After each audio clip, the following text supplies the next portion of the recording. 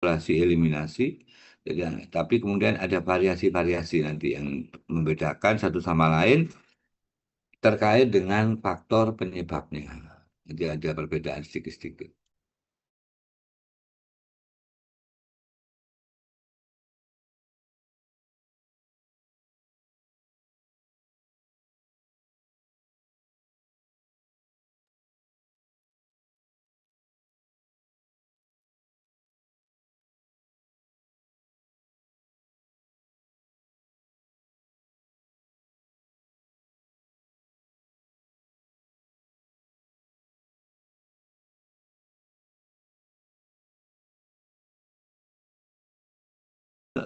Makan udang nggak apa-apa. Jadi kapan suatu hari makan udang jadi apa alergi ditandai dengan kemerahan dan seterusnya itu protein sebenarnya. Protein yang kemudian ditolak. Ini katakanlah seperti itu. Ini bakteri, ini pembuluh darah kita, sistem pada makhluk hidup yang memiliki sistem sirkulasi. Apa yang terjadi? Kemudian tubuh kita akan melakukan proses pengenceran, dilution. Dilusi ini dengan cara mengeluarkan plasma dari cairan dari pembuluh darah, bisa berupa elektrolit maupun plasma. Cairan itu ada airnya, ada elektrolitnya, ada proteinnya gitu ya. Itu semuanya disebut plasma darah. Jadi cairan itu akan keluar, terdorong keluar. Tujuan utama pertamanya adalah mendilution. Dilusi ini menurunkan konsentrasi, kemudian sekaligus ini nanti tergantung jenis kausatifnya tadi. Ini bisa transudat, bisa eksudat yang keluar ya nanti ya. Nah ini kemudian tapi tujuan utamanya adalah eh, ini belum melokalisir ya, ini tapi sekedar mendilusi dulu, mencairkan. Jadi kalau konsentrasi racunnya itu tinggi awalnya di satu titik yang dikeluarkan oleh satu bakteri atau virus, itu menjadi encer karena cairan tadi, gitu ya, kurang lebih gitu. Nah, selain mendilusi, nanti ada sel-sel yang biru-biru ini, katakanlah sel radang ya. Sel radang akan keluar pula, yang pertama tadi cairan, selanjutnya yang ikut keluar dari pembuluh darah kita adalah sel-sel radang. Sel-sel radang itu beremigrasi keluar dari pembuluh, bergerak mendekati area yang sudah didilution tadi untuk diisolasi, supaya tidak kemana-mana. Selanjutnya, ya ini diisolasi tadi, eh, tujuan dari isolasi ini adalah kemudian menghancurkan ya, menghilangkan faktor penyebab ini. Mekanismenya juga beragam. Bisa difagositir oleh sel radang, bisa kemudian di sel radang itu menghasilkan senyawa yang menghancurkan dan seterusnya. Yang intinya dia diisolasi untuk dieliminasi. Oke ya. Selanjutnya dieliminasi, selesai. Tahap selanjutnya adalah tahap repair. Jadi ketika ada proses seperti ini dan mengakibatkan kematian sel-sel di sekitarnya, nanti tahap inflamasi selanjutnya setelah eliminasi kausatif itu dia akan apa namanya memulai proses perbaikannya. Bila itu nanti tergantung kalau bila kerusakannya ringan ya kan segera selesai.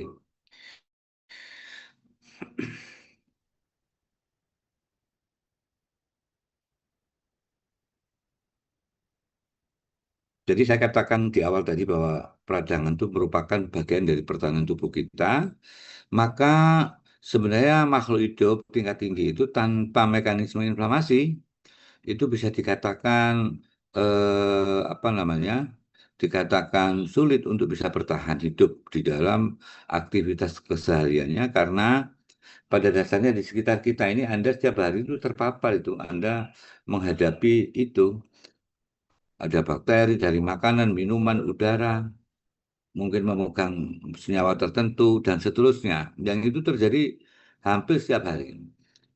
Kemudian juga radikal bebas yang terus dibentuk oleh tubuh bahkan pada orang yang sehat ya. Radikal bebas itu diproduksi oleh orang yang normal sekalipun ya, karena itu bagian dari metabolit, satu proses metabolisme ya. Artinya inflamasi ini menjadi bagian yang melekat untuk survival makhluk hidup tingkat tinggi. Tanpa mekanisme inflamasi itu never access ya, jadi mungkin mati karena penyakit dan seterusnya. Itu yang terjadi. Cuma masalahnya peristiwa inflamasi itu ada yang ringan, penyebabnya sedikit, kemudian tidak berbahaya, sehingga prosesnya Anda tidak mendetek, tidak kedetek sebagai ada proses pertahanan itu. Mungkin bisa aja sedikit batuk, atau ada tiba-tiba agak gatal sedikit gitu. Dan setelah hilang ya selesai. Nah, faktor penyebabnya dieliminir, selesai nggak muncul. Tetapi ada pula yang sulit. Jadi proses inflamasi itu bisa berlangsung sangat lama. Nah, jadi kalau yang tadi nanti kita bahas ada yang berjalan singkat, ada yang lama, yang akut dan kronis. Oke. Jadi bisa dikatakan bahwa terdapat berbagai macam kausatif yang bisa mengakibatkan peristiwa peradangan, antara lain agen infeksius, non-infeksius, sel kanker, kemudian traumatik, kemudian akibat ada sel-sel dan jaringan yang mati. Semua ini bisa memicu inflamasi dan kalau Anda apa namanya itu, kalau kita bicara tentang inflamasi, eh, Anda harus ingat apa yang dikenal sebagai ini tanda klinisnya ya, tanda-tanda klinis. Apa sih manifestasi klinis ketika terjadi inflamasi tadi yang walaupun beberapa itu tidak kedetek bahkan oleh penderitanya karena ringannya ya, tetapi secara umum kalau inflamasi itu terjadi ini khusus yang akut inflammation ya nantinya ya. Kalau yang kronik belum tentu memunculkan tanda ini. Tetapi ketika kita bicara akut inflammation, radang akut itu selalu akan muncul apa yang disebut sebagai tanda-tanda dari kardinal atau cardinal sign. Yaitu meliputi, Anda pasti tahu ini walaupun bukan dokter, orang tahu. Tapi mungkin tidak bisa memberi nama dan orang awam tidak bisa menjelaskan bagaimana mekanisme itu terjadi. Jadi ada yang mengalami radang itu nanti akan terlihat kemerahan atau rubor, biasanya kemudian panas atau kalor, kemudian bisa mengalami sedikit bengkak atau edema atau tumor, dan tentu dengan berbagai derajat perbedaan derajatnya ada rasa sakit atau dolor. Jadi ada rubor, kalor, tumor, dolor, dan yang terakhir itu area tubuh itu akan mengalami sedikit penurunan fungsinya, fungsi lesio, gitu ya. Nah, ini tanda-tanda. Dan inilah yang kemudian dikenal sebagai inflamasi akut dan tanda-tanda ini sangat umum dan terkenal dengan istilah cardinal sign. Ya, karena memang kalau ini muncul kita bisa nebak itu yang terjadi. Jadi bentuk peradangan itu nanti kalau dia terjadi pada organ tertentu, dia akan apa namanya ada nama yang melekat mengikuti. Jadi kalau sebelum ini Anda tidak atau belum familiar dengan istilah-istilah dalam patologi tentang misalnya kalau radang pada konjungtiva dan skleranya itu disebut keratokonjungtivitis misalnya gitu ya. Tapi Anda sudah menggunakan lama, misalnya hepatitis, itu artinya radang pada hepar. Ini contoh keratokonjungtivitis. Jadi terlihat pada sklera itu kemerahan, begitu juga pada konjungtivanya, tapi tidak dibuka ya di situ. Yang kanan itu juga radang akut, ditandai dengan konjungtivitis, ya pada unggas dan adanya bengkak. Ya bengkak itu bisa transudat, bisa eksudat. Jadi ada benjolan, ya, swell, tumor, redness, rubor. Kalau dipegang panas, kalor, dan dia sakit area itu dolor gitu ya, sakit itu yang ciri yang umum yang sudah diketahui secara apakah awam pun tahu kalau ada tanda seperti ini ya sakit dia kan gitu ya, oh ini sedang sakit. Ya. Bisa juga terjadi pada seluruh bagian paru-paru itu dia kemerahan rubor gitu ya, dan itu semua terjadi karena adanya perubahan pada sistem vaskuler. Nanti kita bahas yang itu. Oke, berdasarkan sejarahnya sebenarnya istilah peradangan itu sudah dikenal lama ya. Jadi peradaban manusia itu bahkan sebelum Masehi, jadi di era-era 3000 tahun sebelum Masehi orang udah tahu itu. Tapi tidak penjelasannya tidak seperti hari ini ketika manusia modern dengan ilmu pengetahuannya di bidang medik sudah demikian maju ya. Jadi di era-era sebelum Masehi misalnya 3.000 tahun ya. Itu gambar inflamasi udah di apa namanya udah tahu lah kalau ini orang sehat, orang sakit. Gampangnya gitu ya. Nah, kemudian yang saya sebut dari cardinal sign memang baru awal-awal Masehi itu dikenalkan. Jadi tanda-tanda itu kemudian diberi nama, kurang lebih begitu.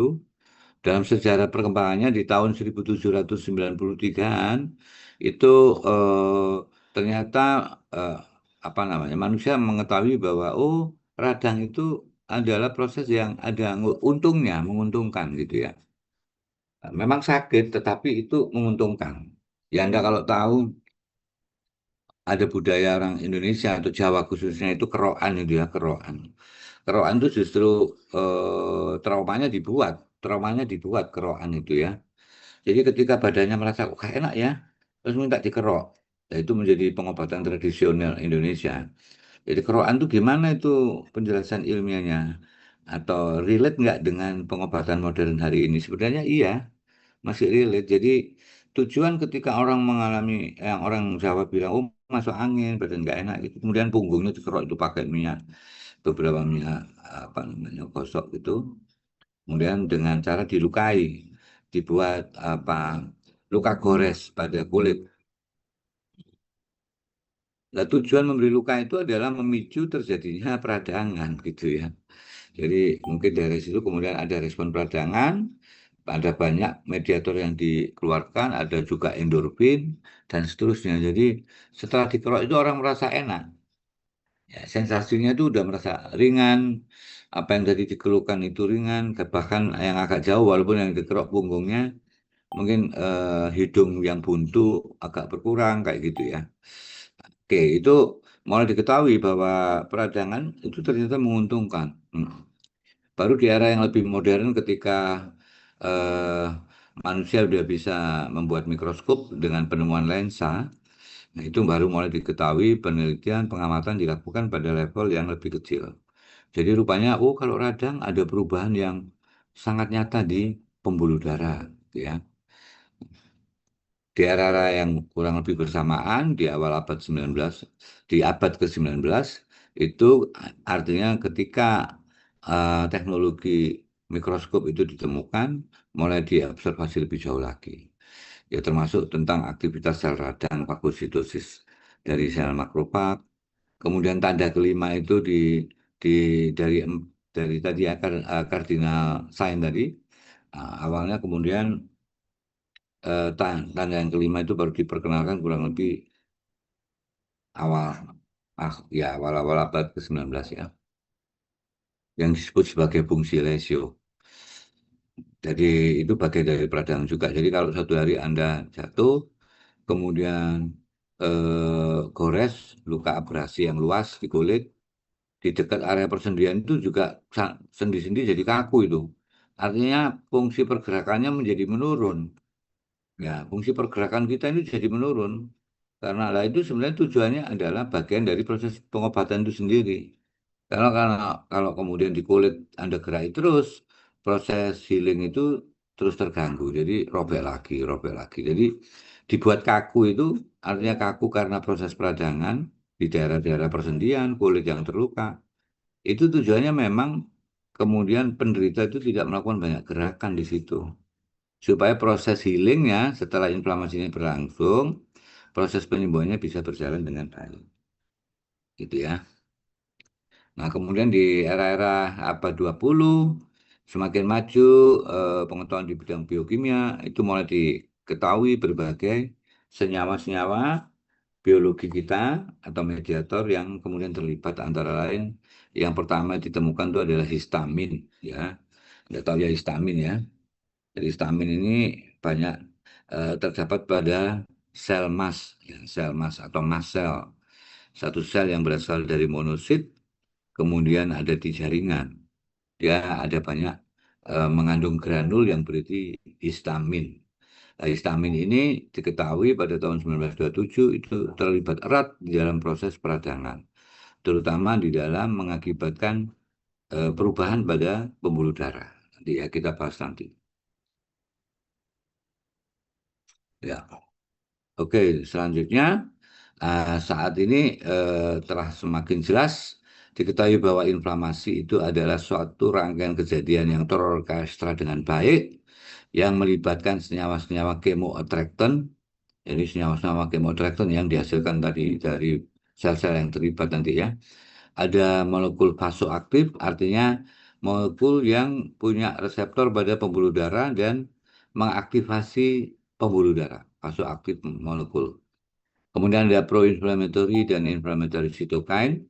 Itu sitokin ya, sitokin atau sitokin itu adalah senyawa yang dikeluarkan oleh sel, ya, dikeluarkan oleh sel itu berupa molekul, ya, berupa plasma, apa cairan dan seterusnya yang dikeluarkan yang terlibat di dalam proses peradangan. Di dalam proses peradangan ternyata juga ada aktivitas antimikrobial dan sitotoksik molekul. Yang itu nanti terlibat di situ adalah sel-sel peradangan. Itu ini karena Anda belum belajar imunologi ya, tetapi sudah belajar patologi. Memang ada beberapa gap nantinya terkait dengan sel-sel yang terlibat di dalam sistem kekebalan tubuh kita yang belum dipelajari. Nggak apa-apa ya. Jadi akut atau peradangan akut atau akut inflammation itu adalah respon peradangan yang nanti pembanding dari akut ini ada kronis. Jadi ya nanti kita bicarakan di dua pertemuan lagi itu, pertemuan sekali lagi. Nah, hari ini kita belajar akut inflammation itu apa. Jadi inflamasi akut itu adalah proses inflamasi yang waktu berjalannya itu relatif singkat ya dari hitungan beberapa menit jam hingga hari ya, nggak sampai minggu ya hari jadi mungkin 3 hari 4 hari mentok gitu 6 hari gitu kurang lebih ya lebih dari 1 minggu itu nanti ada istilah lagi subkronik dan seterusnya ya tapi akut itu memang beberapa hari yang secara klinis dikarakterisasi atau dicirikan dengan adanya perubahan mikrovaskulasi, jadi pada mikrovaskular. Jadi mungkin Anda kemarin kita sudah pernah belajar tentang sistem sirkulasi ya. Nah, di area mikrosirkulasi dari arteriol sampai venul itu terjadi eksudasi. Eksudasi itu keluarnya cairan ya di sekitar situ serta emigrasi dari sel radang tadi yang diikuti dengan healing. Jadi ini definisinya inflamasi ya. Jadi yang kalau akut itu cepat. Itu beda penggunaan istilah akut pada terminologi ilmu-ilmu sosial. Di ilmu sosial itu penggunaan akut ini beda dengan makna di ilmu eksak, utamanya kedokteran. Jadi Anda kalau tahu misalnya ada satu kejadian yang berulang-ulang dan nggak terselesaikan, berlangsung lama, nah itu dalam ilmu sosial disebut peristiwanya sudah akut gitu ya, artinya lama, maksudnya lama terjadi. Ya sebenarnya yang dimaksud akut itu harusnya kronis gitu ya, ada kebalikan istilah. Jadi Anda jangan bingung. Eh, Jadi kalau akut itu intinya cepat gitu. Nah, ini ada slide yang Anda lihat tadi. Sekarang itu adalah paru-paru ya. Ini adalah bagian alveoli dari organ paru-paru. Di sini Anda bisa lihat ada sel-sel pneumosit, kemudian yang membentuk septa interalveolar ini. Nah, di antaranya ini ada warna yang merah jelas ini adalah kapiler. Di septa interalveolar itu terdiri atas banyak kapiler. Jadi kemarin mungkin sudah dijelaskan bahwa kapiler itu bagian dari pembuluh dalam sistem sirkulasi yang paling kecil. Jadi kapiler itu diameternya tidak lebih dari 8 mikron. Artinya dia hanya bisa dilewati satu sel eritrosit, kurang lebih begitu ya. Jadi eh, ini gambaran normal pembuluh darah di level kapiler yang ada di septum interalveolar. Pada peristiwa inflamasi, ini diingat-ingat ya struktur yang merah-merah ini berarti kapiler. Yang diisi warna merahnya ini adalah sel eritrosit. Ini dari mencit ini hewannya ya. Jadi yang kelihatan merah itu adalah kapiler yang berisi satu sel eritrosit. Pada keadaan inflamasi, aktivitas senyawa-senyawa vasoaktif itu ya itu mengakibatkan pelebaran. Jadi di septum interalveolar itu nanti bisa melebar. Tapi yang Anda lihat ini adalah eh, pembuluh darah yang kebetulan memang tidak terletak di septum ya. Ini agak ada di luar dan ini kalibernya arteriol bukan kapiler. Nah, ini melebar, padat, terisi oleh eritrosit. Sementara kapiler yang berada di septum sebagian sudah melebar dikit. Nah, tapi ini yang arteriol yang terletak di eh, jaringan paru-paru yang apa levelnya agak sedikit tebal dia. Yang ingin saya tunjukkan di sini adalah akumulasi eritrosit yang meningkat. Ini menunjukkan adanya perubahan pada eh, pembuluh ini, kalibernya. Jadi ini normalnya dia agak sedikit kecil dan levelnya memang arterial. Tapi ini kelihatan dia engulf, melebar, yang disebut sebagai vasodilation ya, vasodilatasi. Nah, nanti event selanjutnya ini juga ini dalam istilah di patologi bisa disebut sebagai kongesti. Tapi sebenarnya ada perbedaan antara kongesti dan hiperemia ya. Kongesti itu peristiwanya adalah pasif, pasif.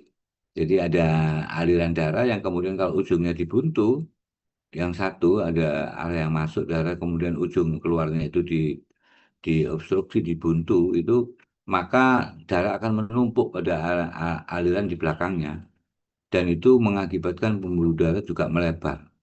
Nah, itu juga sering disebut sebagai itu juga disebut kongesti.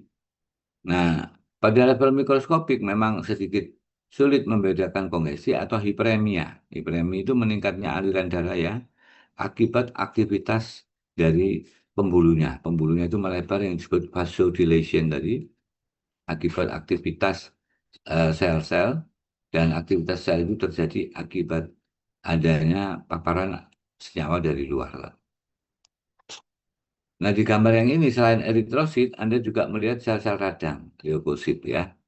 Yang ini menunjukkan bahwa eh, leukosit, sel-sel radang ya, sel-sel darah putih, nanti kita baca. Kalau kita bicara leukosit itu nanti ada eh, polimorfonuklear, ada mononuklear ya. Yang polimorfonuklear nanti bagi neutrofil, basofil, eosinofil. Kemudian yang mononuklear itu limfosit dan makrofag atau monosit. Monosit nanti jadi makrofag. Nah, selain adanya akumulasi atau meningkatnya aliran, itu juga ada bocornya cairan ya. Yang kita sebut eksudasi tadi. Nah, warna merah homogen pada lumen alveoli ini lumen alveoli ya. Lumen alveoli. Nah, di sini kita nampak. Kalau Anda amati, Anda masih ingat struktur kapiler di paru-paru yang normal di awal tadi saya tunjukkan. Itu di sini sedikit melebar dia. Nah, eritrosit yang nampak tidak hanya satu sel, tapi bisa lebih dari satu, dia menumpuk di area pembuluh kapiler ini. Yang atas ini juga lihat ya. Nah, akibatnya ya, selanjutnya sebagai bagian dari proses peradangan yang saya katakan tadi, ada aktivitas eksudasi. Jadi keluarnya cairan plasma, ini numpuk di sini, di dalam lumen alveoli. Nah, ini tujuannya nanti apa? Mendilusi ya. Misalnya di sini mungkin ada toksin dari bakteri atau virus di dalam lumen ini, maka ada aktivitas bocornya plasma untuk kemudian mengitari sumber masalah tadi. Tujuannya mendilusi, nanti ada mengisolasi dan terakhir mengeliminasi.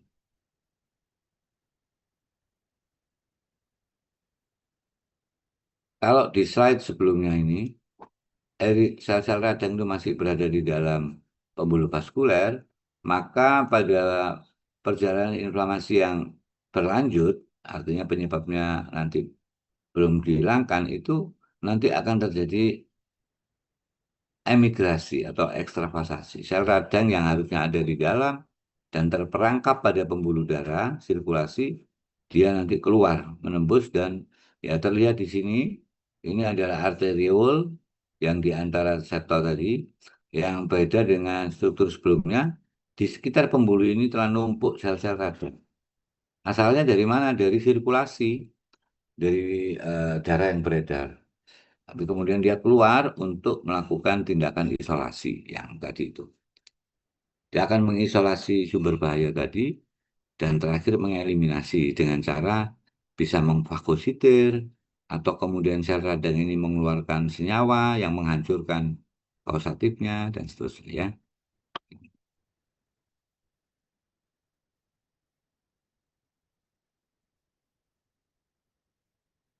Untuk diketahui pula bahwa sejak awal proses inflamasi itu dimulai, misalnya awal itu dimulai dari melebarnya pembuluh darah, kemudian keluarnya plasma, keluarnya sel radang. Jadi sejak awal yaitu ketika sudah mulai pembuluh darah itu mengalami perubahan, nah pada saat yang sama mekanisme penyembuhan itu juga dimulai. Jadi kapan proses penyembuhan itu dimulai sebenarnya bersamaan dengan proses inflamasi itu sendiri. Jadi inflammatory response is closely intertwined with the process dari Bell. Jadi dia bersamaan, berkaitan erat, jadi bareng, kurang lebih bareng ya. Ini tadi pengulangan lagi, fungsinya dia mendistorsi dan seterusnya dan seterusnya. Oke. Jadi bisa disimpulkan bahwa proses peradangan itu melibatkan dua komponen utama yang terlibat penting di sini, yaitu adalah eh, respon vaskular atau respon pembuluh darahnya. Ya, bisa dikatakan begitu. Kemudian nanti ada respon seluler. Jadi ada selain dinding pembuluh darah itu yang bereaksi, melebar, menyempit gitu ya. Melebarnya berapa lama dipertahankan itu. Nanti ada aktivitas seluler, yaitu sel-sel radang tadi. Sel radang. Tapi nanti kemudian kalau melihat sel yang terlibat di dalam proses inflamasi, itu tidak hanya sel radang, tapi sel yang menyusun pembuluh darah itu sendiri juga terlibat. Ya, nanti kita bisa lihat ilustrasi. Beberapa jaringan dan sel yang terlibat di dalam reaksi peradangan itu meliputi adanya cairan. Cairan ini bisa cairan elektrolit, air, dan protein yang disebut protein plasma. Ya, protein yang berbentuk cair. Ya, protein itu dari sisi struktur, ada yang protein pembangun, konstruktif, dia membentuk struktur, membentuk jaringan ikat, yang kalau dianalisis dia merupakan protein, tapi ada pula yang berupa cair, yang disebut plasma itu. Kemudian yang terlibat lagi adalah sel-sel yang ada di dalam sistem sirkulasi. Ya, jadi meliputi sel radang dan platelet ada ya, ini belum disebut ya tadi ya di awal. Trombosit itu juga terlibat.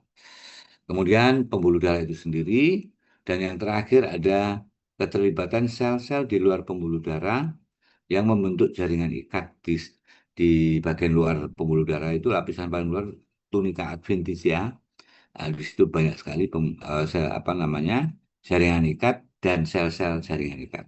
Jadi kalau kita bicara jaringan ikat, itu ada bahan antar sel berbentuk yang disebut sabut, ya sabut jaringan ikat.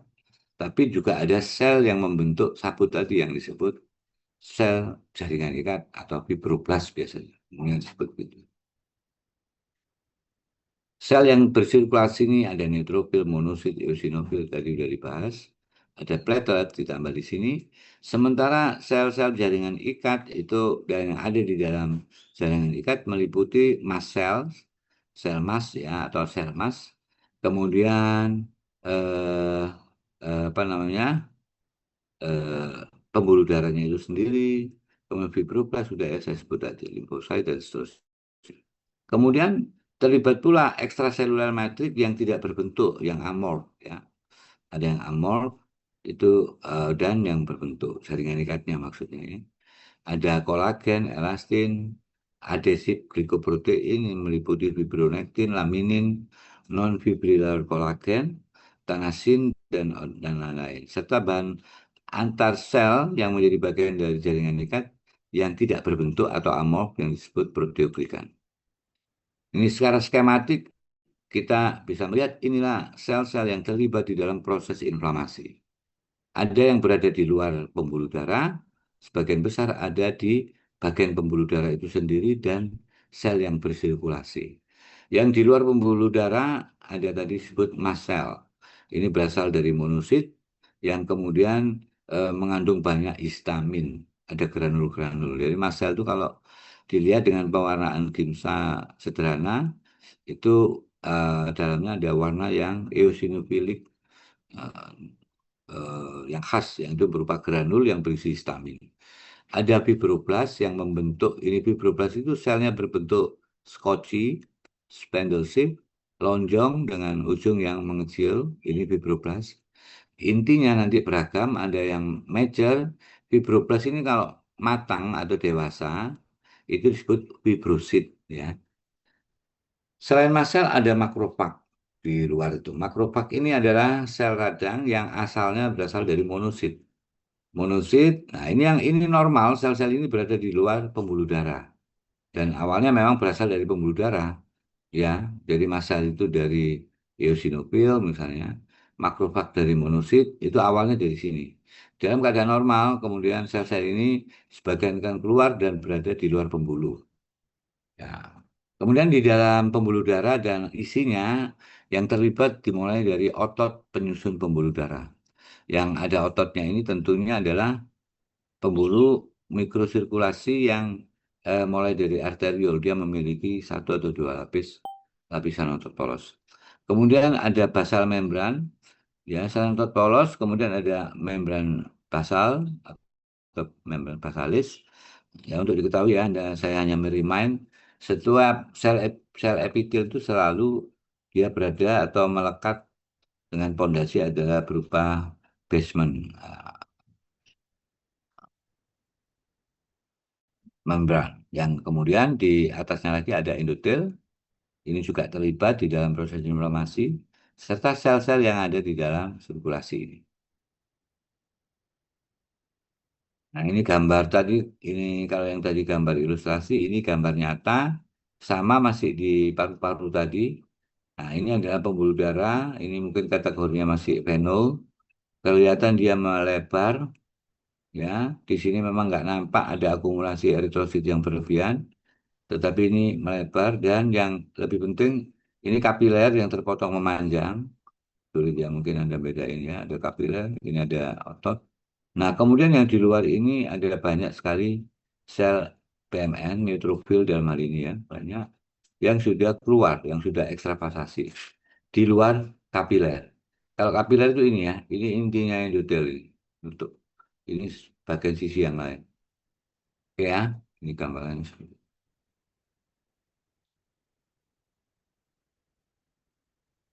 Keuntungan dan kerugian dari peristiwa inflamasi ya di dalam sistem biologis. Tadi saya ulangi lagi di awal bahwa peradangan itu adalah bagian dari proses pertahanan tubuh. Jadi tentu dia pasti banyak manfaatnya dari peristiwa peradangan itu. Namun demikian, di dalam proses peradangan itu kemudian juga ada aspek-aspek negatifnya yang nanti kita lihat. Jadi salah satu keuntungan dari mekanisme peradangan itu adalah adanya dilusi, pengenceran pada bahan toksin yang masuk. Kemudian adanya apa namanya eh, eliminasi, jadi dengan cara apa namanya membunuh atau mengisolasi mikroba dan neoplastik sel untuk tidak menyebar. Kemudian peristiwa peradangan itu juga menyediakan mekanisme penyembuhan, dia providing wound healing dan mendegradasi faktor asing, bahan asing tadi menghancurkan. Dan untuk keadaan tertentu, akibat peradangan itu bisa membatasi pergerakan, terutama pada bagian persendian, ya. Sehingga dia melalui terbatasnya pergerakan itu memungkinkan proses penyembuhannya bisa berlangsung lebih optimal.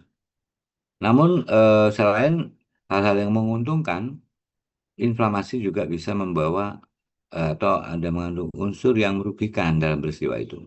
Apa itu? Jadi bisa dikatakan bahwa peristiwa penyembuhan setelah inflamasi itu akan menghasilkan penumpukan sel-sel apa ini jaringan ikat, bukan sel ya, jaringan ikat yang disebut kemudian sebagai fibrosis ya.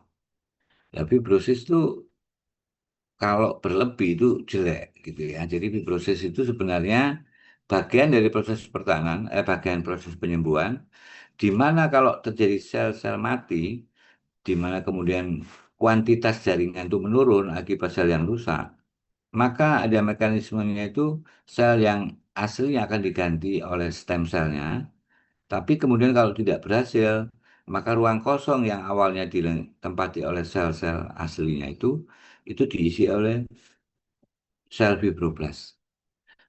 Menumpuknya sel fibroblast tadi tentunya merugikan kalau berlebihan. Karena apa? Dia mengambil space ruangan dari sel-sel normalnya atau original cell. Nah, itu yang disebut sebagai fibrosis. Penyakitnya misalnya ada, kalau Anda pernah dengar cirrhosis, cirrhosis itu adalah peristiwa fibrosis yang terjadi di liver, disebut cirrhosis. Sel-selnya itu mati, sel hepatositnya mati, tapi kemudian ruang kosongnya nggak diisi sel hepatosit yang baru, tapi diisi sel fibroblast. Itu membahayakan ya, karena fungsi dari organ atau jaringan tadi bisa hilang, karena sel-selnya digantikan oleh sel fibroblast. Ya, yang gampang itu kalau Anda ada luka di kulit, ya luka traumatik, baik benda tajam maupun tumpul, trauma tumpul, goresan, itu kalau sembuh di mana peristiwa fibrosisnya itu berlebihan, maka di situ bisa timbul apa namanya scar. Scar itu apa itu ya? Scar ya tahu ya. Jadi kayak orang yang tato menghilangkan tato itu, tato remove itu itu kalau dihilangin kulitnya agak menebal nanti. Walaupun kemudian gambar tatonya udah hilang, tapi karena peradangan di situ kemudian terjadi fibrosis, maka yang tersisa di situ ada penonjolan jaringan kulit dengan warna yang sedikit mengkilat. Nah, itu karena adanya fibrosis. Untuk alasan itulah bahwa kenapa apa inflamasi itu karena mengandung unsur negatifnya, maka kita mengenal hari ini ada obat-obat anti-inflamasi ya. Anda mungkin sudah belajar farmakologi ya. Jadi inflamasi katanya bagian dari sistem pertahanan. Tapi kenapa kok ada obat anti-inflamasi? Kok inflamasi itu harus dikontrol gitu. Jadi sebenarnya obat namanya memang anti-inflammation drug. Itu ada dari golongan kolesterol maupun yang non kolesterol. Ya, yang kolesterol Anda tahu kortisol, kortikosteroid ya. Nah, kemudian ada yang non, misalnya aspirin, ya disebut sebagai non-steroid anti-inflammatory drug, mungkin NSAID yang Anda mungkin sudah sering mendengar istilah itu. Nah, jadi intinya kenapa ada industri farmasi itu membuat obat anti radang, apa ya anti-inflamasi, yaitu karena yang ditakutkan inflamasi yang berlebihan tadi. Nah, jadi boleh dibiarkan dulu dengan memahami peristiwa ini Anda nantinya kalau jadi dokter itu mungkin bisa membuat pertimbangan yang rasional. Misalnya, oh ini biarin dulu saya nggak kasih antiinflamasi dulu supaya peristiwa berjalan. Karena atau kalau dilihat, oh ini inflamasinya, radangnya ini meluas ini, cukup berat, ada di mana-mana dari kuantitas maupun kualitasnya cukup tinggi atau berat. Nah itu baru diintervensi dengan anti radang.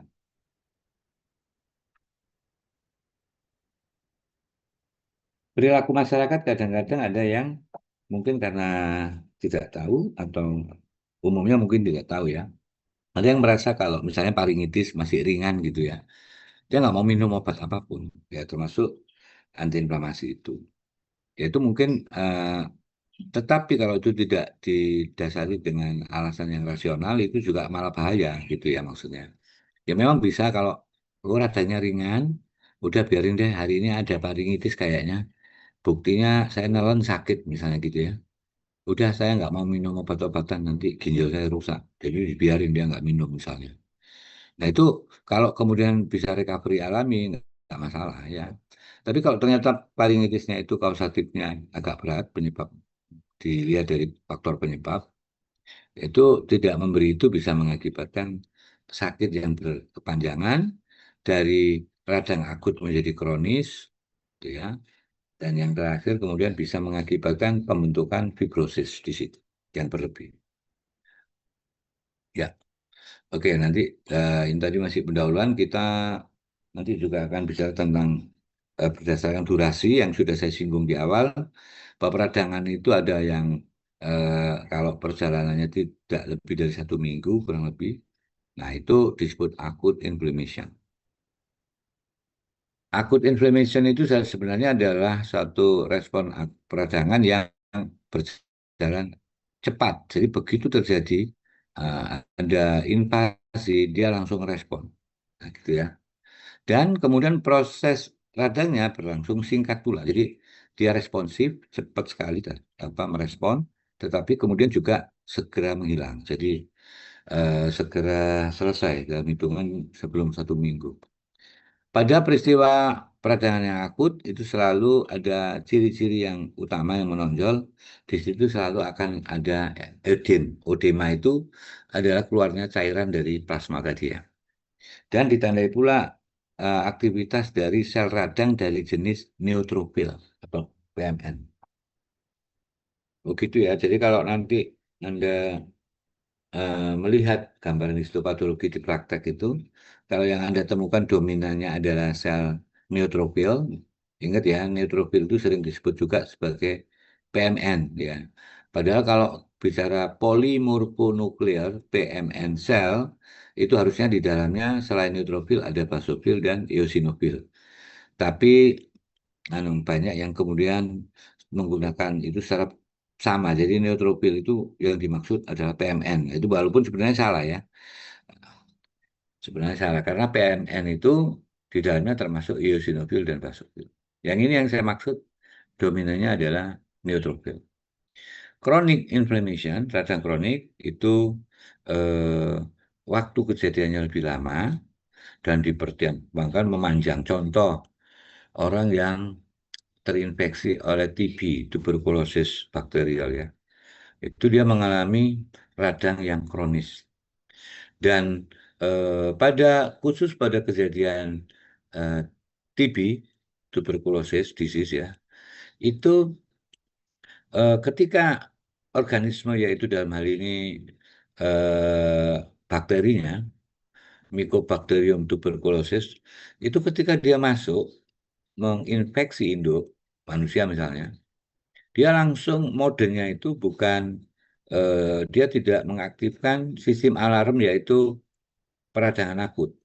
Jadi peradangan akutnya itu nggak bisa mendetek adanya sel bakterial tadi. Sehingga nggak dikenali, nggak ada gejala klinisnya, maksudnya gitu. Jadi kalau di kulit gitu nggak ada merah, panas, bengkak, nggak ada. Nah, yang itu menjadi ciri dari akut. Nah, untuk yang kronis itu nggak melalui itu. Ada yang, tapi nanti untuk beberapa itu tidak melalui peradangan akut. Tapi nanti sebagian besar yang melalui akut. Jadi peradangan akut yang nggak selesai itu disebut nanti menjadi peradangan kronis. Kurang lebih singkatnya begitu. Tetapi peradangan kronis nggak selalu diawali oleh peradangan akut. Gitu ya. Contoh pada TB tadi. Maksudnya diam-diam yang menderita nggak tahu karena nggak ada batuk, nggak ada ini, tiba-tiba tuberkulnya itu udah banyak menyebar, dan ketika tuberkul itu meningkat, ada karena desakan, ada karena menurunnya sistem imun, nah itu mulai clinical sign-nya muncul. Jadi setelah diperiksa ya dengan berbagai macam teknik, akhirnya diketahui oh, Anda menderita TB dan eh, penderitanya mengatakan ya nggak terasa tadi karena memang dia menginduksi radang akut. Oke, singkatnya begini, kalau radang akut memang menyangkut durasi, tetapi kalau radang kronis itu belum tentu apa namanya, dan ciri-ciri akut itu durasinya pendek dengan ciri yang khas cardinal sign. Kalau inflamasi kronis durasinya panjang dan tidak selalu memunculkan cardinal sign, gitu ya.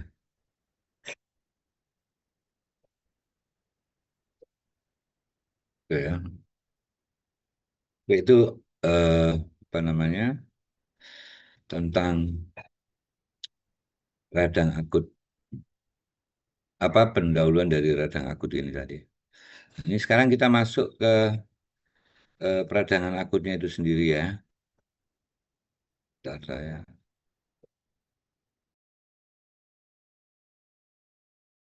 Atau sampai sini dulu ada pertanyaan silakan.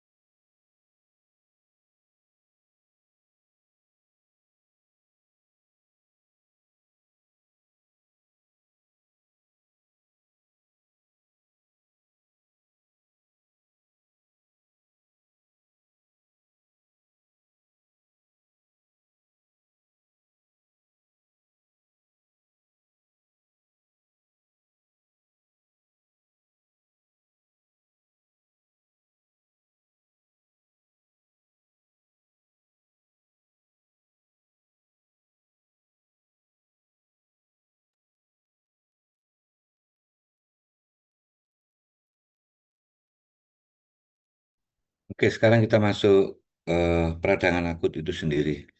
Ya. Jadi akut inflammation atau radang akut seperti tadi sudah kita bahas, dia memang dicirikan dengan periode waktu yang singkat, kemudian ditandai dengan cardinal sign yang jelas ya. Jadi ada kemerahan, kemudian ada bengkak, kemudian ada sakit di situ, kemudian lagi merah, panas, tumor tadi, bengkak dan sakit. Ditambahi dengan 5 tanda terakhir yaitu eh, menurunnya atau hilangnya fungsi dari jaringan atau organ yang terdampak. Ya.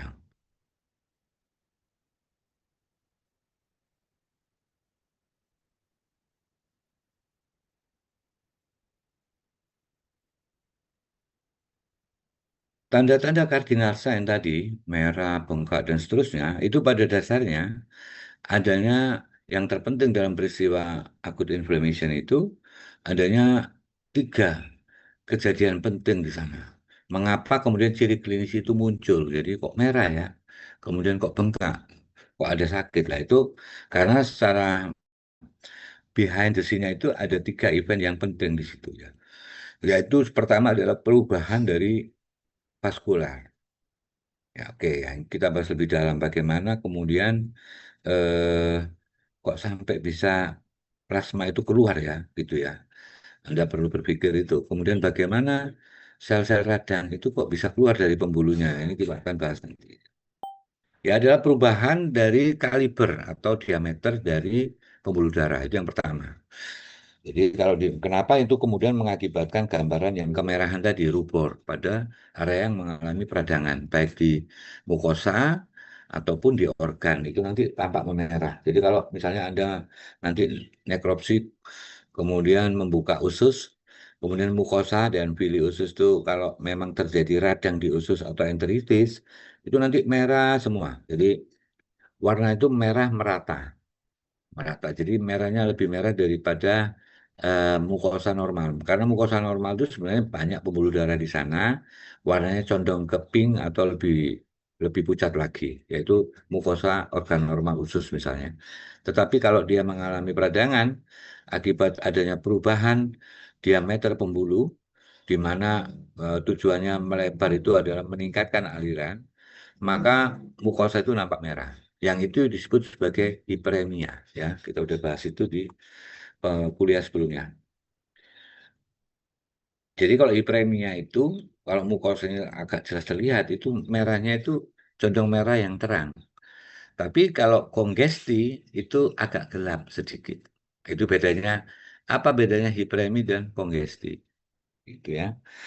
Kalau hiperemi itu sebenarnya gini, hiperemi dan kongesti secara mikroskopik itu sulit dibedakan. Nah, kenapa kok sulit dibedakan? Karena definisinya adalah bagi premi maupun kongesti itu adalah meningkatnya jumlah sel darah merah pada satu area pembuluh darah, meningkat jumlahnya.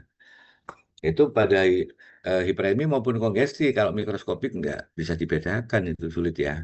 Nah, padahal peristiwa penyebabnya beda. Jadi kalau kongesti itu peristiwa menumpuknya darah akibat peristiwa yang pasif, adanya sumbatan di satu ujung dari aliran pembuluh darah. Tapi kalau hiperemia itu aktif, artinya pembuluh darah itu memang melebar. Nah, itu ya, itu yang hiperemia. Peristiwa kedua yang penting setelah pembuluh darah itu melebar atau hiperemik, itu kemudian adanya perubahan apa itu ya, microvasculature musculature permeaplasm protein. Jadi di situ ada perubahan permeabilitas ya. Jadi bahasa sederhananya itu gini, permeabilitas itu apa sih? Eh, apa namanya apa namanya peristiwa untuk mengakibatkan permisif ya, permisif itu kayak membiarkan atau menjadi berubah untuk menjadi lebih toleran, toleran ya, gampangnya gitu ya. Itu kalau ada istilah permeabilitasnya meningkat, dengan kata yang dengan bahasa yang sederhana, pembuluh darah itu memberi toleransi untuk plasma itu bisa keluar, yaitu nah, keluar. Jadi setelah melebar, tahap berikutnya adalah leakage atau bocornya plasma. Saya kalau bilang plasma, cairan darah itu nanti mengandung air, elektrolit, dan protein. Protein plasma itu keluar. Selain protein, perubahan struktur mikrovaskulatur itu, kalau mikrovaskularisasi tadi ya, dari arteriol, arteriol prekapiler, kapiler, venul postkapiler, dan venul. Itu disebut mikrovaskulator. Nah, di situ itu meningkat permeabilitasnya. Artinya dia memberi ruang untuk plasma itu bocor. Dan selain cairan yang permeabilitas itu juga bermakna memungkinkannya sel radang keluar atau ekstravasasi ya tadi itu. Oke, sudah jelas ya. Terus yang ketiga, pergerakan. Jadi leukosit selain ini sudah yang ketiga tadi ya. Maksud saya yang setelah menjelaskan plasma itu sekaligus nanti emigrasi leukosit tadi yang keluar. Ya, dan untuk keluar itu menuju bergerak kemana? Dia menuju ke area yang di mana luka atau cedera itu terjadi akibat kausa yang penyebabnya tadi. Bisa bakteri, bisa racun, bisa macam-macam. Jadi, oke, ada tiga event ini yang penting. Pembuluh darah melebar, kemudian plasmanya bocor, kemudian leukositnya keluar. Nah, itu ya. Itu yang mendasari kemudian tanda-tanda klinisnya. Misalnya aktivitas sel radang yang keluar dan seterusnya, itu memberi sensasi sakit misalnya, dolor. Sementara pelebaran vaskuler itu mengakibatkan rubor warna kemerahan. Dan bocornya plasma itu mengakibatkan darah yang mengalami radang itu bengkak, yaitu akibat akumulasi cairan tadi. Oke. Ya, kurang lebih begini. Pada ini adalah daerah mikrosirkulasi dari arteriol dan venul. Di tengah-tengahnya adalah capillary bed, tapi sebelum capillary bed ada kaliber pembuluh setelah arteriol adalah arteriol prekapiler ya, prekapiler. Di sini sebelum venul ada venul postkapiler. Keadaan normal ini diameternya seperti ini.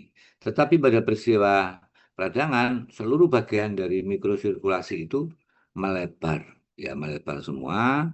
Kemudian ada eksudasi, keluarnya protein plasma. Nampak di sini nanti kalau jaringan ikat itu cirinya, di situ ada numpuk cairan homogen warna kemerahan. Atau kalau cairannya itu lebih encer lagi, lebih banyak mengandung air, maka ruang yang mengalami eudematus karena keluarnya plasma itu nampak sebagai ruang kosong putih gitu ya. Dan kita bisa melihat adanya sel radang di luar pembuluh darah ini akibat ekstravasasi tadi. Oke. Nah ini ya, ini di septum. Kalau ini adalah gambar di septum intraalveolar. Saya tetap ambil contoh di paru-paru tadi. Nah ini Anda bisa lihat, ini septum yang awalnya tipis, dia menjadi sangat tebal. Dan kapiler yang tipis itu melebar. Ini yang masih kurang lebih normal ini, normal yang kecil-kecil ini sedikit melebar. Ini adalah dia mengalami dilatasi yang lebih hebat lagi, lebih parah lagi. Selain itu kita bisa melihat tebal septum interalveolar yang sebenarnya sekian mikron tipis ini menjadi tebal dia. Ada penebalan di septum interalveolar. Penebalan ini akibat dua, akibat akumulasi cairan plasma di antara jaringan ikat dan adanya emigrasi sel radang ini PMN yang banyak ini ya.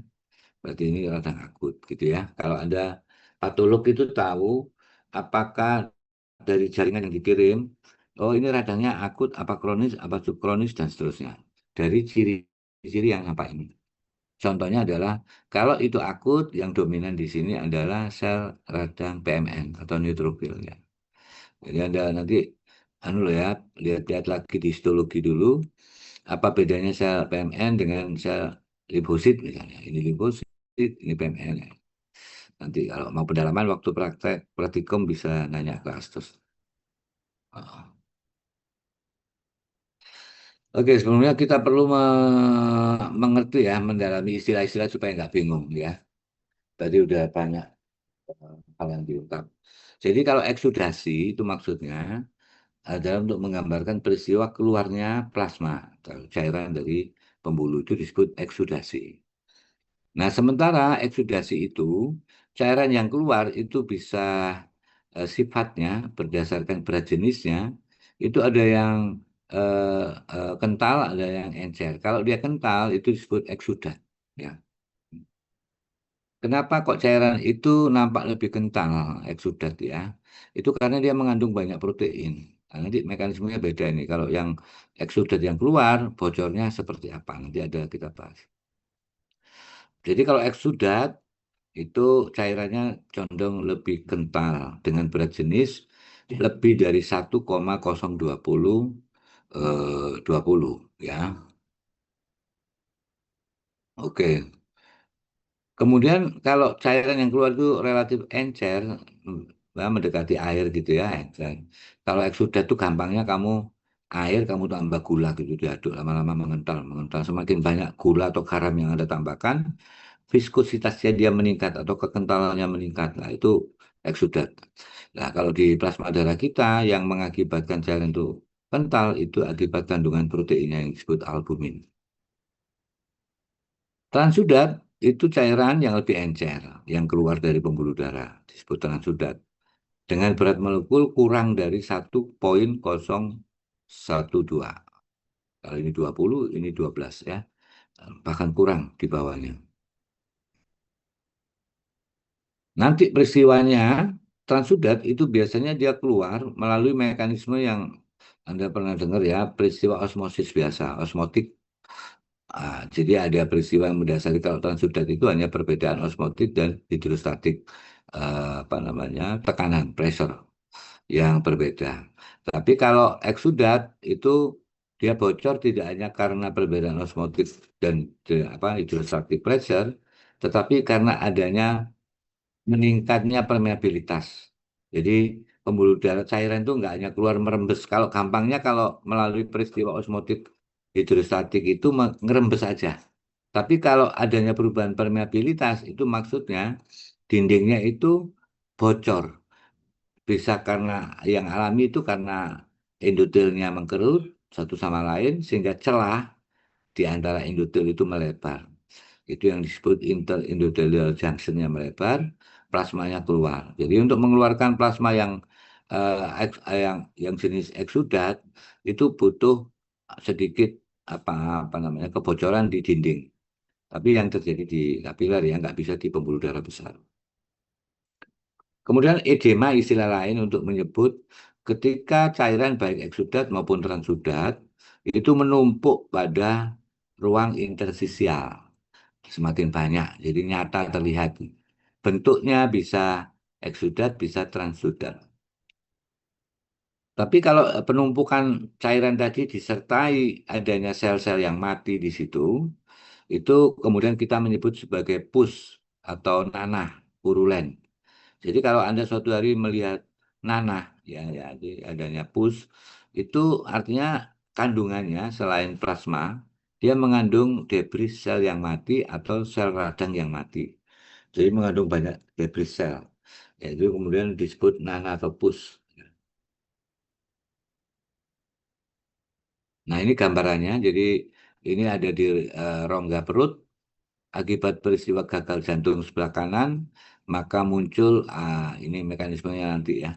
Jadi ini terjadinya asites. Asites itu cairan plasma yang baik transudat maupun eksudat secara warna itu bisa dilihat bening kekuningan. Ya tinggal kalau transudat dia encer, kalau eksudat eh, dia agak kental. Kemudian kadang hemotorak. Ini adalah ini akumulasi, ini gabungan ada hemoraginya kalau ini ya. Jadi selain plasma ada darah. Kalau plasma disertai pus itu disebut kilotorak atau sil atau silo. Jadi artinya selain cairan plasma dia juga mengandung debris sel mati yang banyak. Nah. Kemudian ada nanti di paru-paru kita mengenal purulent pneumonia. Ya ini dia hanya tipis ada di dalam paru-paru, nggak sampai keluar di rongga dada, tapi kemudian adanya lapisan itu membuat plasma itu pusnya itu terperangkap di paru-paru dan itu mengakibatkan warna yang agak keruh, sedikit keruh, jadi nggak clear ya kalau dikeluarkan. Nah, ini adalah gambaran eksudasinya itu. Ini mengulangi yang tadi, yang di awal tadi di pendahuluan bahwa inilah hal-hal yang bisa memicu radang akut, infectious agent, misalnya viral, bakteri, parasit, atau toksin dari mikroba. Trauma, baik tumpul maupun yang tajam. Physical chemical agent, misalnya karena panas, terbakar, gigitan serangga, terus sinar matahari, dan senyawa-senyawa kimia yang ada di lingkungan yang bisa memicu radang. Yang bisa memicu peradangan lagi adalah sel-sel tubuh kita yang mati, ya dari berbagai penyebab, misalnya karena radikal bebas, karena racun dari bakteri, ya itu mengakibatkan sel-sel atau jaringan mati. Nah, itu juga memicu peradangan. Yang lain yang bisa memicu peradangan itu eh, benda-benda asing yang kemudian tertusuk ke dalam kita. Splinters itu apa itu? Kayak kalau orang Jawa bilang ketelusupan, ketelusupan tahu ya. Jadi bisa bisa serat kayu yang tipis sekali atau benda yang lain tiba-tiba kemudian nusuk masuk ke dalam kulit kita. Itu splinters bisa berupa kemudian kotoran dan apa semacam benang-benang begitu ya yang masuk.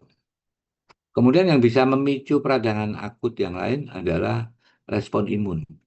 Ya, imun reaction yang disebut sebagai alergi atau hypersensitivity reaction. Ya, hipersensitivitas. Jadi pagi-pagi Anda mungkin banyak yang mungkin yang alergi debu, kemudian terisap, Anda langsung bersin-bersin, tiba-tiba kemudian hidung buntu. Nah, buntu itu akibat melebarnya pembuluh darah di kapung nasi. Kemudian keluar cairan, umbel, jadi discharge nasal namanya. Discharge nasalnya keluar bisa encer, bisa agak kental gitu ya. Itu reaksi radang, misalnya bisa seperti itu kalau mengenai sistem respirasi. Peradangan kalau kena sistem GI tract itu Anda mencret, diare. Jadi makan nggak cocok, nggak pernah makan A, dibanding makan, ternyata tubuh kita menolak. Ya, dia kemudian memicu reaksi radang apa alergi yang tipe GI tract, tipe pencernaan.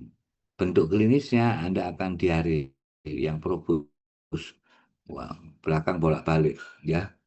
Itu kayak akibat aktivitas inflamasi tadi. Mhm. Berbagai sel yang terlibat tadi ikut aktif di sana. Oke. Ini sekarang kita mengikuti tahap demi tahap apa yang terjadi pada tahap apa peristiwa inflamasi akut ini.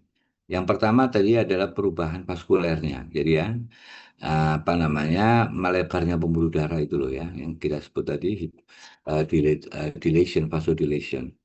Ya, jadi pada peristiwa inflamasi akan terjadi perubahan pada pertama adalah pembuluh darah itu sendiri. Ada vascular changes ya. Apa yang terjadi di sana?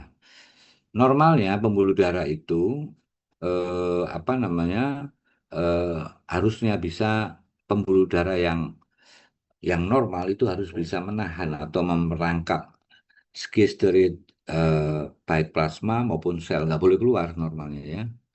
Nah, tapi di dalam peristiwa inflamasi, peristiwa apa namanya penahanan itu berubah, dia akan mengakibatkan keluarnya plasma maupun sel. Nah, itu ya, padahal normalnya nggak boleh itu. Ya itu semua perubahan itu, perubahan bagaimana kemudian plasma itu bisa keluar dan sel itu bisa keluar, itu memang dimulai dari melebar dulu. Ya waktu melebar itu sudah melibatkan molekul.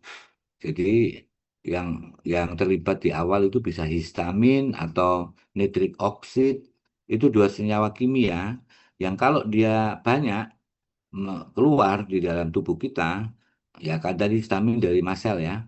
Dan mast cell kenapa kok tiba-tiba mengeluarkan histaminnya? Itu karena sel radang, senyawa asing tadi, benda-benda asing yang penyebab radang tadi. Itu dia ada dulu, direspon oleh histamin, oleh mast cell mengeluarkan histamin, histamin mengakibatkan vaskular itu melebar, vasodilation atau nitric oxide. Nanti selanjutnya pelebaran itu tidak hanya histamin, ada dari faktor yang lain.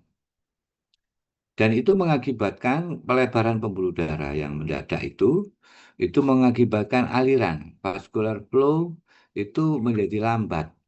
Ya, jadi ketika melebar, kemudian ditambah dengan bocor, apa namanya plasmanya keluar, itu mengakibatkan konsentrasi eritrosit yang ada di dalam pembuluh darah itu meningkat. Jadi Anda bisa bayangkan beli es cendol ya kau ya.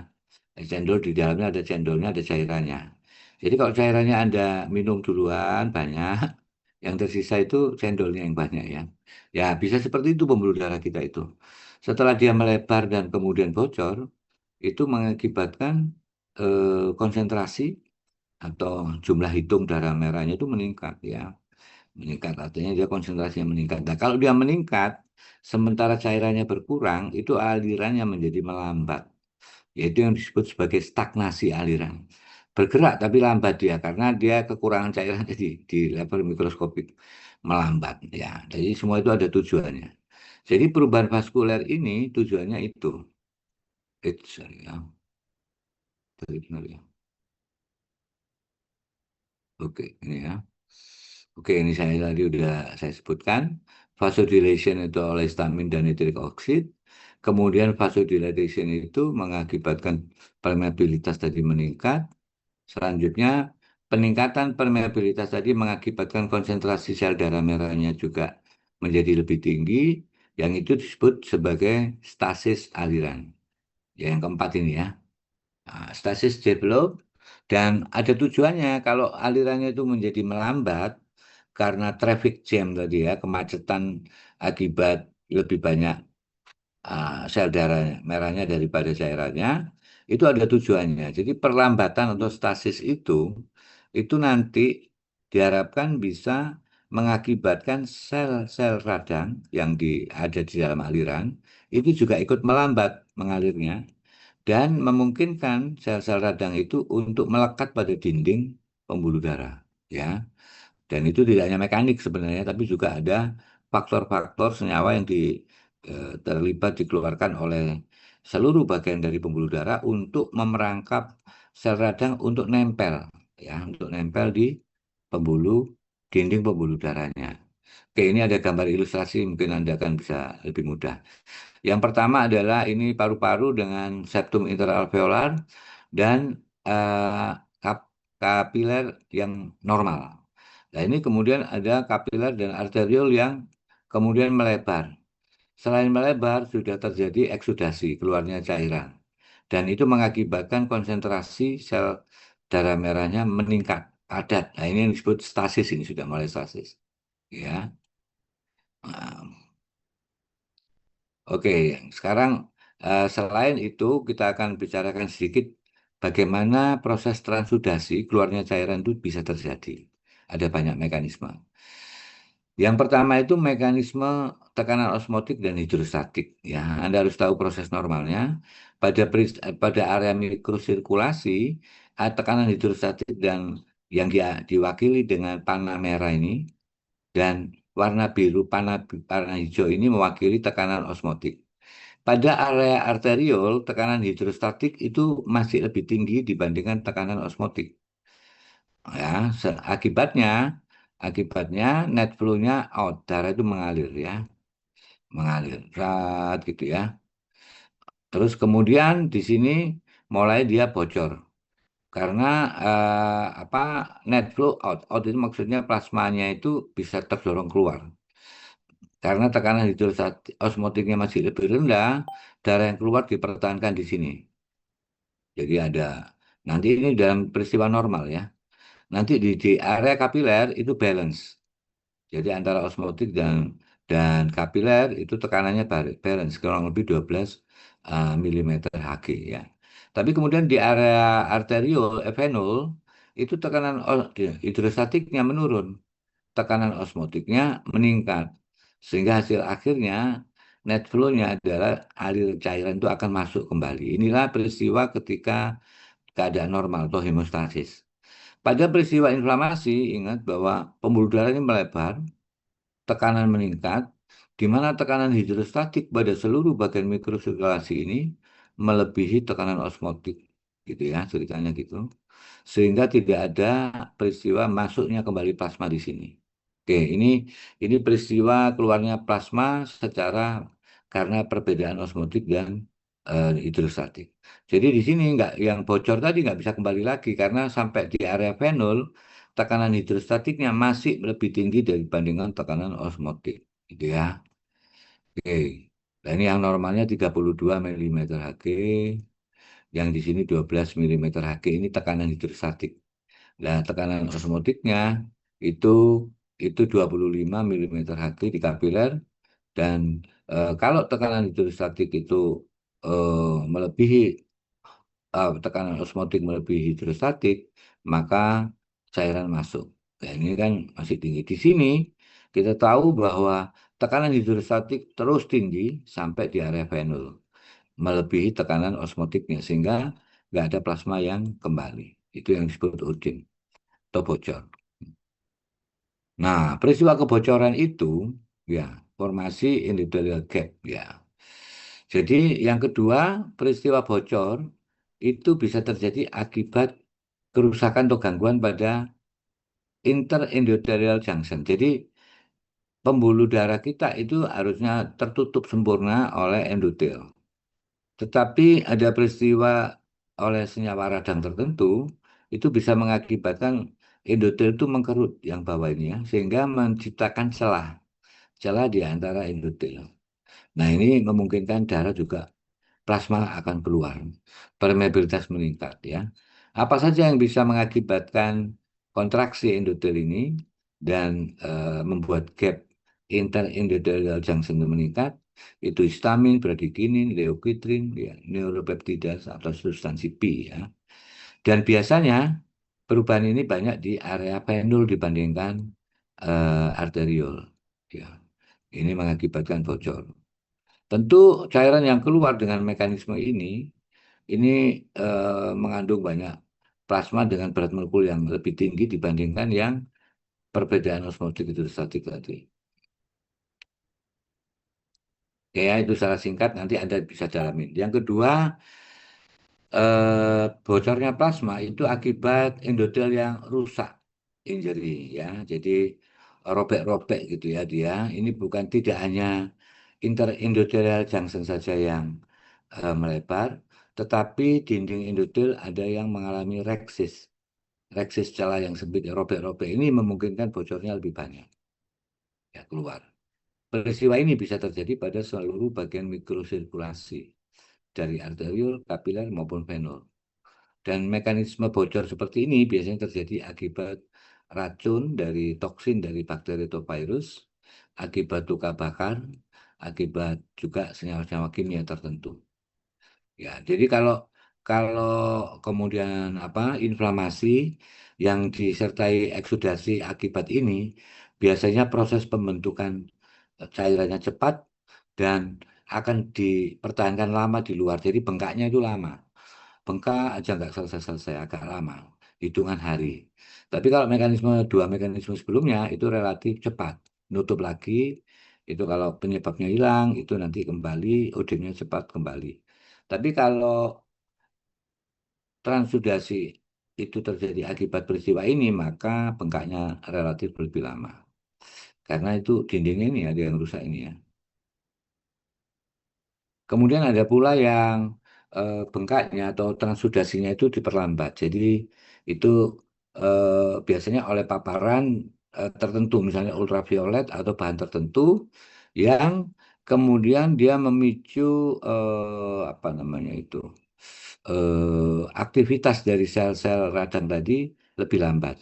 Jadi gini, misalnya orang berjemur nih matahari, kemudian pulang mungkin masih nggak apa-apa dalam hitungan jam pertama. Kemudian setelah lebih lama lagi, baru terjadi peradangan itu terjadi. Itu delay prolong leakage. Jadi peristiwa bocor yang terlambat, yang kemudian diperpanjang lah ya, diperpanjang atau prolong atau delay. Kemudian bocornya itu juga bisa karena aktivitas leukosit. Leukosit kita itu bisa membuat pembuluh darah kita sendiri itu rusak ya, rusak dengan mengeluarkan berbagai toksin yang itu disebut leukocyte dependent injury. Dan ini tipenya juga leukocyte mediated endothelial injury ya. Itu responnya agak lama juga. Jadi ada peristiwa kemudian mengakibatkan aktivitas radang tertentu tadi, tetapi kemudian dia mengakibatkan transudasinya melalui mekanisme ini, itu biasanya agak lambat dari awal terjadinya infeksi. Ya, oke. Di gambaran sel radang. Kemudian transudasi itu bisa meningkat melalui mekanisme transitosis. Ya, transitosis itu dindingnya nggak ada yang robek. Kemudian celah antara endotelnya juga tidak melebar, tapi cairan itu keluar melalui vakuol, vakuol tertentu. Ya, ya. Jadi ini contohnya adalah ketika eh,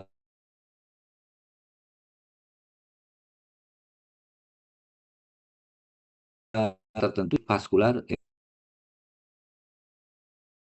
endoGF ini. Nah, VEGF itu kalau meningkat, dia bisa memicu transudasi melalui peristiwa transitosis. Jadi ada vakuol organel ya, organel itu membawa plasma, kemudian dia melintasi dinding dan dilepas keluar. Jadi dindingnya utuh, terlihat utuh, karena yang bergerak adalah organel, apa namanya, salah satu organel yang disebut vakuol-vakuol ini, vesivakuolar organel. Dan ini umumnya terjadi pada area venul dan bisa dipicu oleh aktivitas faktor, faktor pertumbuhan dari itu. Kemudian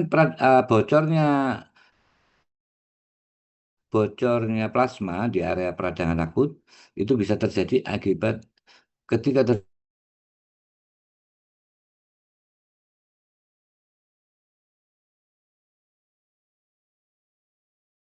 terjadi peradangan yang saya katakan tadi, mekanisme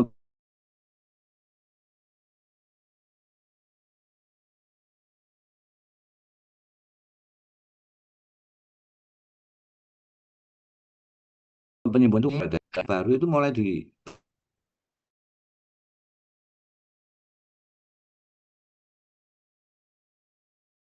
itu. Oh,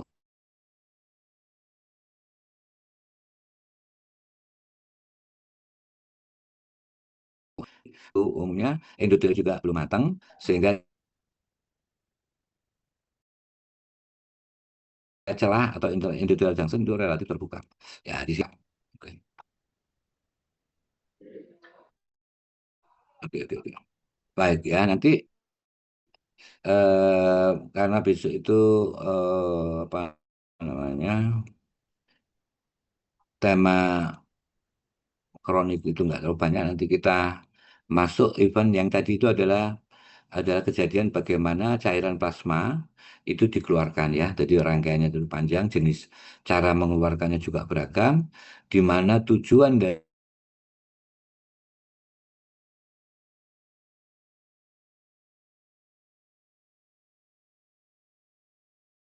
dari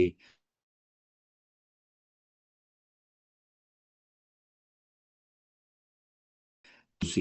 Kedua, minggu depan sekaligus nanti kita ini apa namanya masuk ke inflamasi kronisnya. Oke, baik. Jadi ini adalah peristiwa kedua yang terpenting.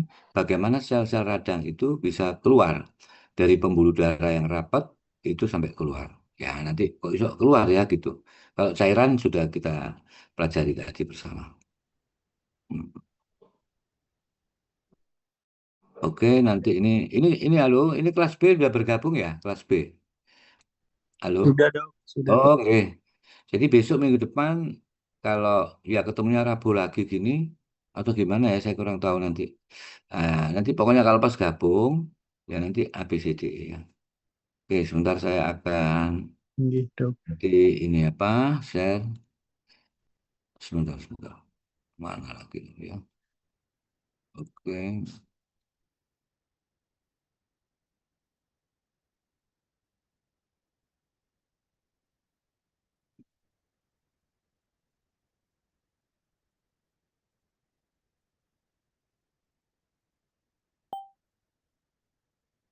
oke mana ini ya?